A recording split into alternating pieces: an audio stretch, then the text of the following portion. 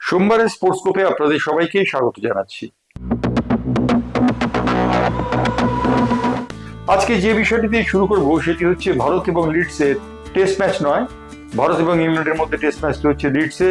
ভারত যে সেখানে চালকের আসনে বসে আছে সে সম্পর্কিত ব্যাপার আপনারা সকলেই জেনে গেছেন, কিন্তু আজকে বিশ্ব ক্রিকেটের একটি খবর দিয়ে আপনাদের শুরু করব। সেটি হচ্ছে ওয়ার্ল্ড টেস্ট চ্যাম্পিয়নশিপে বিজয়ী হওয়ার পর তাম্বা বাবুমা, অর্থাৎ যিনি দক্ষিণ আফ্রিকার অধিনায়ক, তাকে পদ থেকে অপসারণ করা হয়েছে। জিম্বাবুয়ের বিরুদ্ধে 2 টেস্টের সিরিজে তিনি কিন্তু অধিনায়ক নেই। অধিনায়ক হওয়ার জন্য বেছে নেওয়া হয়েছে কেশব মহারাজকে, এবং বলা হচ্ছে দক্ষিণ আফ্রিকা দলে সিনিয়র খেলোয়াড়দের ছুটি দেওয়া হয়েছে, তাদের বিশ্রাম দেওয়া হয়েছে। সেই বিশ্রামের তালিকায় রয়েছেন অ্যাডউইন মাকরাম সহ আরো অনেক খেলোয়াড়, এবং সেই তালিকায় তাম্বা বাবুমা আছেন কিনা সে সম্পর্কে নিশ্চিত হওয়া যায়নি। তাম্বা বাবুমাকে শুধুমাত্র যে টেস্ট দলের ক্যাপ্টেন্সি থেকে সরিয়ে দেওয়া হয়েছে তাই নয়, তাকে জিম্বাবুয়ে সফরের জন্য দলে রাখা হয়নি। জিম্বাবুয়ে 2 টেস্টের সফরের জন্য আসছে দক্ষিণ আফ্রিকায়, এবং দক্ষিণ আফ্রিকা এবং জিম্বাবুয়ের খেলাটি নিঃসন্দেহে ওয়ার্ল্ড টেস্ট চ্যাম্পিয়নশিপের অঙ্গ বলে বিবেচিত হবে। সেই ম্যাচে তাম্বা বাবুমা, অর্থাৎ যিনি টেস্ট ক্রিকেটে দক্ষিণ আফ্রিকাকে সারা বিশ্বের মধ্যে চ্যাম্পিয়ন করেছেন, তার না থাকাটা খানিকটা বিস্ময়কর।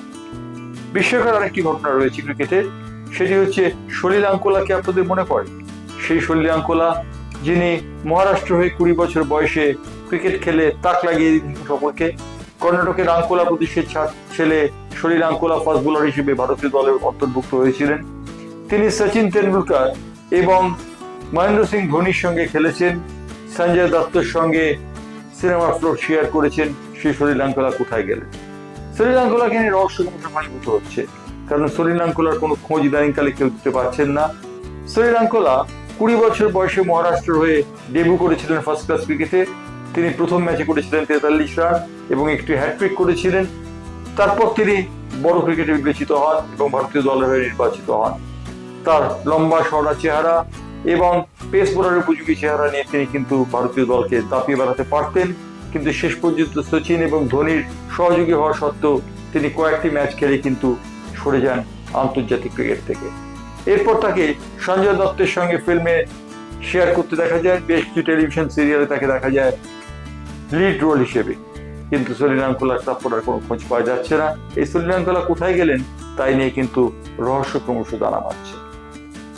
এবার আসা যাক ফুটবলের খবরে। ফুটবলের যে খবরটির দিকে নজর দেবো সেটি হচ্ছে IFA premier division football league শুরু হচ্ছে 25 তারিখে। 25 তারিখে প্রিমিয়ার ডিভিশন ফুটবল লিগ শুরু হচ্ছে নৈহাটির বঙ্কিমাঞ্জলি স্টেডিয়ামে, এবং সেখানে একটি ধামাকাদার অনুষ্ঠানের পর শুরু হবে এই প্রতিযোগিতা। 2025-এর লিগ ফুটবলকে, অর্থাৎ প্রিমিয়ার লিগকে নামাঙ্কিত করা হলো প্রদীপ ব্যানার্জির নামে। আজকে একটি অনুষ্ঠানে হোটেল হিন্দুস্তানে এই কথা ঘোষণা করলেন সচিব অনির্বাণ দত্ত। অনির্বাণ দত্ত এই কথা ঘোষণা করার পরই জানা গিয়েছে যে এবারে ফুটবলে নতুন একটা হচ্ছে, সেটি হচ্ছে ম্যাসকট।